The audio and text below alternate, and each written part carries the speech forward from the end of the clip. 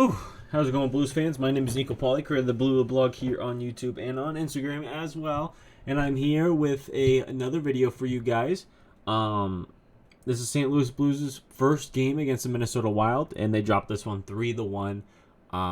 Where the Wild were on a 6-game losing streak. Just fired their head coach. Hired John Hines yesterday, and this was John Hines' first game behind the bench of the Minnesota Wild. And the Blues lose. So there's one positive that kind of gets me going a little bit, and I'll talk more in depth about why I'm actually not too upset about this game. But let's talk about it. So first 6 minutes of this period, I did not see it. I was driving home from work, so I missed it. But then when I got home and turned on the game, the shots were 2-1 in favor of Minnesota with a 1-goal lead for the Minnesota Wild. Looks like it was Eriksson Ek scoring his 6th or something of the year. Or his, 11th of the year from Zuccarello and Spurgeon. This is Spurgeon's first assist of the year as well at 2:41 in the first period. Not a good start. We already know how the Blues are when going down first. They need to score first in order to win games. Clearly, they did not score tonight first, and they drop it. But Eriksson Ek makes it 1-0. At this point, it's just, there's plenty of hockey left for the Blues to come back and crawl back in this game. It's not a big deal, and eventually they do. About at the 10-minute mark, I felt like the St. Louis Blues were really pushing. They had a couple of good chances. And what really was really great to see was the fourth line. They were working hard behind the net, holding the puck along the boards, and they were just kept fighting, slashing, going at it along the boards as the puck was held there by 6 million people. Blais would end up getting this puck, trying to go outside and throw this puppy on net. Gets blocked, and Parayko with a good read skates right towards the puck, shoots this on net, and gets past Gustavsson. And it's a tie game. It was just right under the glove of Gustavsson, too, so it wasn't even a bad shot. It was good. I think Jamie Rivers said it was about an 82-mile-per-hour wrist shot. So, Parayko with his 4th of the year, assisted by Blais and Toropchenko. This fourth line, that shift was insanely good. And after that, I felt like the St. Louis Blues had a little bit more life. They kept pushing. They had 2 posts from Perunovic and someone else, maybe Kyrou, this period as well.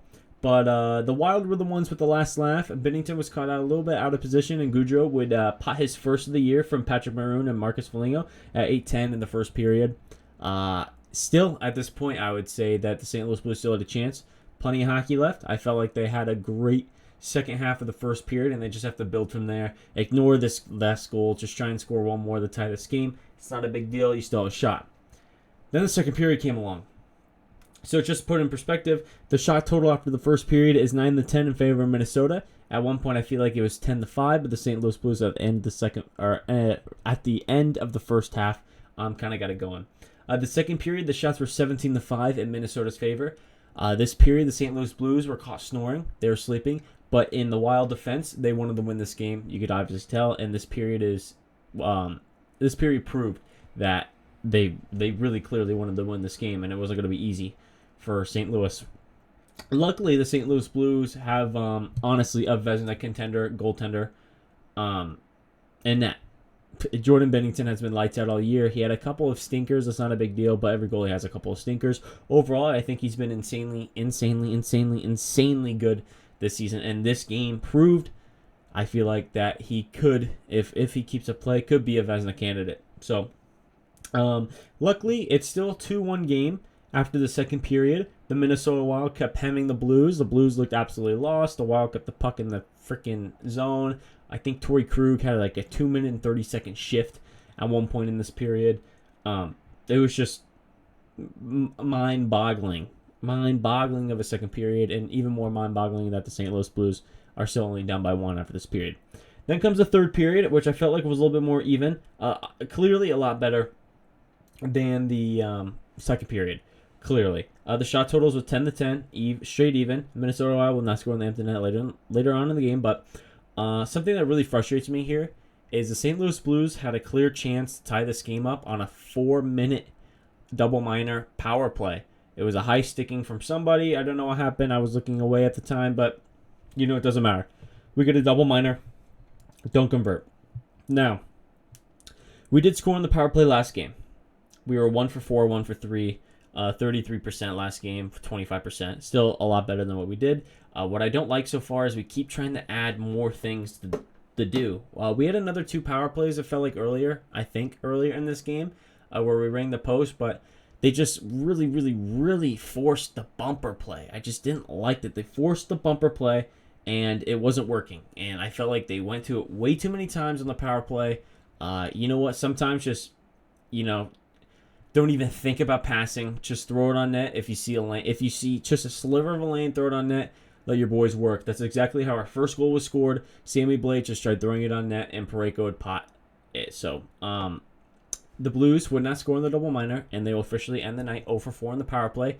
Still one of the worst power plays in history of the NHL, but luckily, I think the Washington Capitals are even worse. Something that is insanely frustrating too is the Wild did have the worst penalty kill in the league prior to this game. They might still do. I'm not sure. The Blues has still kept coming, only down by 1. Life is still there until our first line was out with Perunovic and Parayko on the back end. The puck is being rimmed along the right boards. Buchnevich is fighting for it. It comes out. Perunovic just throws this puck on net. I love my pucks on net, but this time it did not work. Brodin absolutely eats this puck off the skate. Sees Boldy. Boldy read the play insanely well. Gets behind the defenseman. Both Perunovic and Parayko lay down, trying to block the pass. Don't block the pass. Boldy on a breakaway. High glove. It's now 3-1. And after that, it was pretty much over. I mean, the Wild, with a well-deserved win, they played absolutely fantastic with John Hines, first game behind the benches. So props to the Minnesota Wild. Jordan Binnington was phenomenal. Like I said, he stepped 34 of 37, posting, I think it was a 918 save percentage, if I did that math right. I do have money puck up right here if anybody was interested in seeing who deserved to win this game. Clearly, it was the Minnesota Wild. If we look at the expected goals, 3.63 compared to the 2.94. St. Louis, I mean, if you see here towards the end, yeah, the St. Louis Blues had a couple posts. They had a couple posts in the first. They had a big post somewhere in here from, I don't remember who. We had, I think, 4 posts this game. And we can't get the puck on net. So I'm curious to see what scoring chance this is. 8.1% chance of scoring. Kyrou wrist wide left. Speaking of Jordan Kyrou, expected goal is 0.91. He needs to get this monkey in the back. He needs to score 1 goal. He had to post this game, I'm pretty sure. We're paying him $8 gajillion right now to just do jack squat. So, Kyrou, he's got to find the back of the net. As for Vrana and Kapanen, those two struggling. Especially Vrana. Vrana, we see he has the speed. He's got the skill. He's got the shot. Literally just, I don't know if it's a lack of effort or if he's just in the dumps. Vrana's not looking too good. Same with Kapanen. Kapanen at most points, I see a lot of effort, but still with him, no finishing. Brandon Saad, I brought this up the other day. Third liner for sure. Not even close to a second line guy. At least we're only paying him $4.5 million for a. I mean, if we had solid second line wingers, $4.5 million for a solid third line, I'd be okay with that, right? I'd be completely okay with that. Braden Shen looks slow as molasses. I don't know if it was just this game or what the dealio is, but Braden Shen looked really slow. What else? Who can I complain about? Oh, Nick Leddy. $4 million to be a pylon. This guy looked insanely bad today too. Who else do I need to call out? Kevin Hayes. I will defend him with all my life right now because I love him. I love him as a player. I feel like if he could find a winger to be compatible with, because I love the way he holds the puck, creates time, and could potentially give a streaky winger some time to skate with speed and get a quick shot on net. He doesn't have that help, and right now he's looking like a bunch of potatoes. So, this team clearly is a 500 team. Just keep in mind, even though they stink, they still have a shot at playoffs. The only team who could leap them technically is the Arizona Coyotes. They're 9-9-2 with 20 games played with 20 points. They're about to win the night against the Tampa Bay Lightning. It's now 3-1 currently. The Lightning are on the power play with about 7 minutes left, and if they win that game, they would be 10-9-2 with 22 points on the year.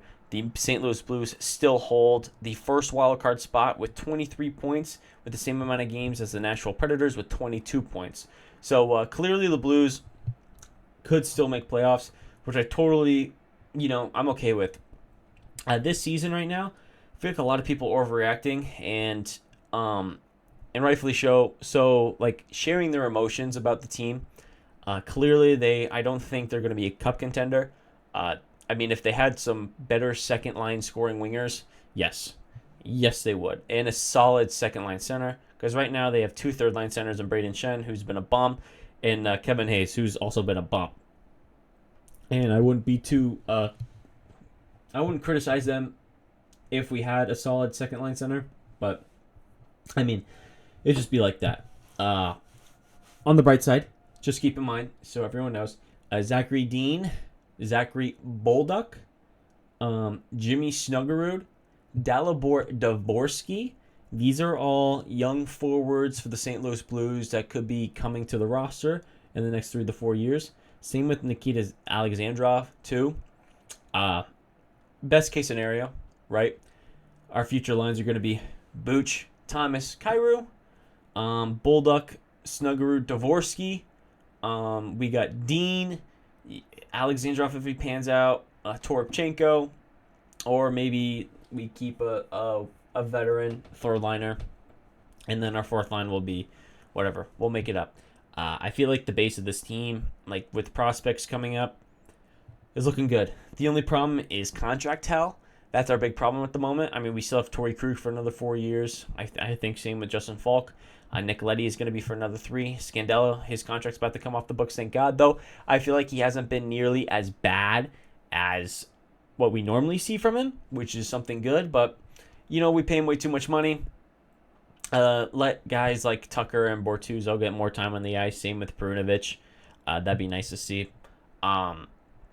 Yeah, this upcoming trade deadline I think might be interesting because I think Hazy...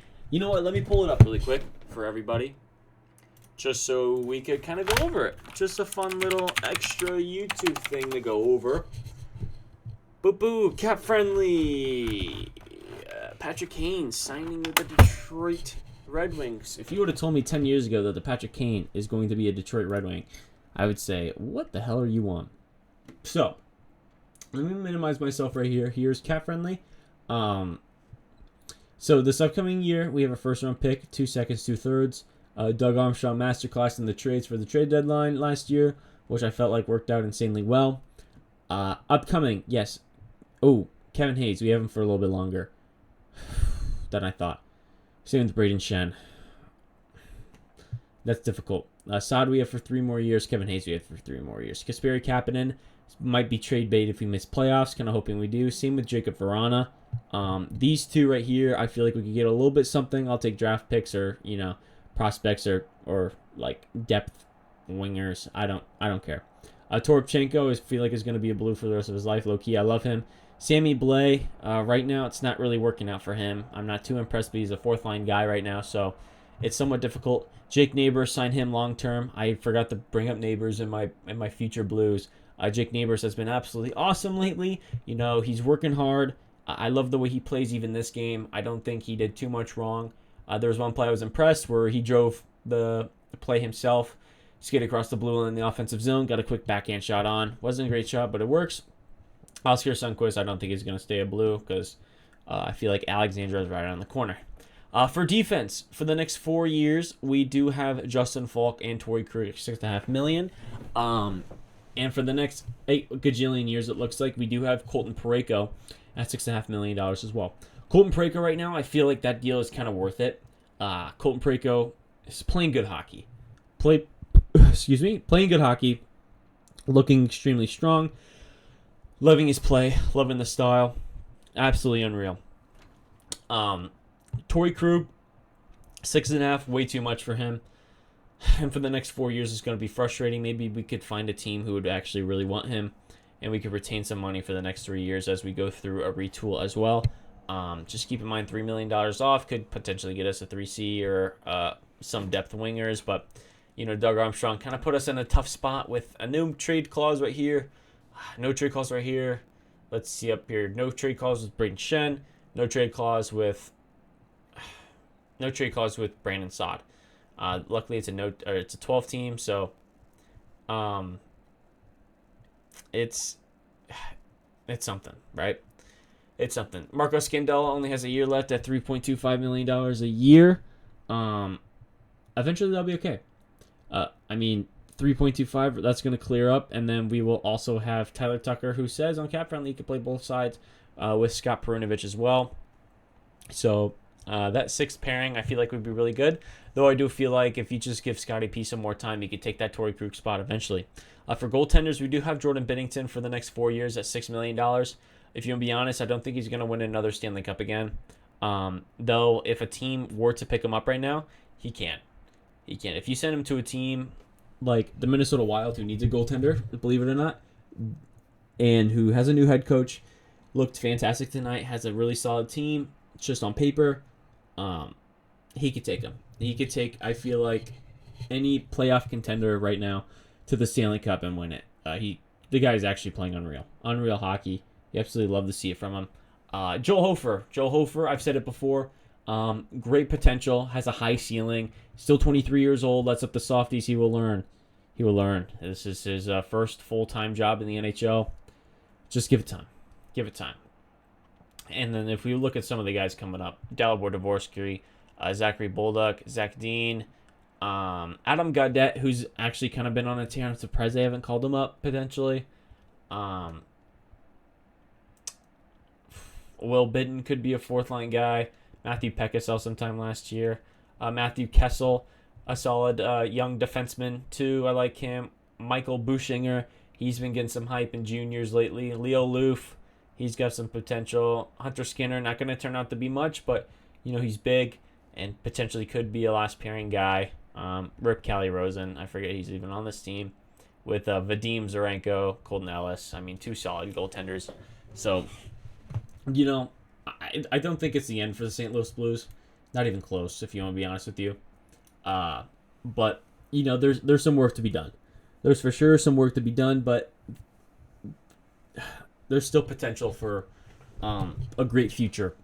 And if you want to be honest, that's all from me tonight. Let me know what you guys think of the video. Let me know what you guys think of the game, post-game thoughts. Wild fans, if you're in here, congratulations on the victory. It was well-deserved. I normally hate you guys, but I have to respect the way you guys played. It was unreal. You guys deserve the win. Jordan Binnington is still unreal and would for sure beat Flower in a fight, though. Just letting you know. As for Blues fans, I know the frustration is high, but just keep in mind that we just do have to be patient. And right now, if we make playoffs, it's a win. But we just got to see our younger guys thrive. Like, we're getting lucky with Thomas playing unreal and Neighbors playing fantastic. Our long-term defenseman is playing solid hockey. Our starting goaltender is playing lights out right now. We're lucky right now. This is nothing compared to last season. I know it's frustrating, but last season was even worse than this with a better roster. So, yeah, that's all for me. Everyone like, subscribe. Let me know what you guys think. Shoot me an email at BlueLouBlog@gmail.com. I really check it, though, but I'll check it right now. Shoot me a DM on Instagram and on Twitter. BlueLouBlog at each of those. Capital B, capital L. And appreciate everyone for tuning in. I hope everyone has a good night.